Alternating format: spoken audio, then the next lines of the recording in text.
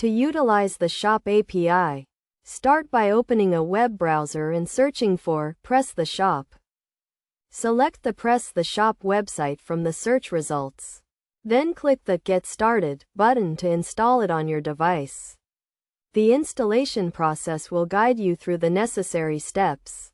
Once installed, the dashboard will display various options, including orders, catalog, customers, customer service, and statistics. Under the Improve section, you'll find modules, design, shipping, payment, international, marketing, and more. To access the API, navigate to the Advanced Parameters section and click on the arrow to expand the menu.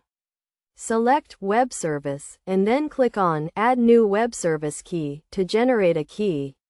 With this key, you can utilize the API.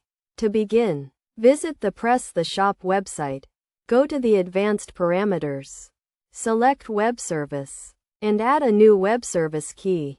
Generating this key will enable you to use the API.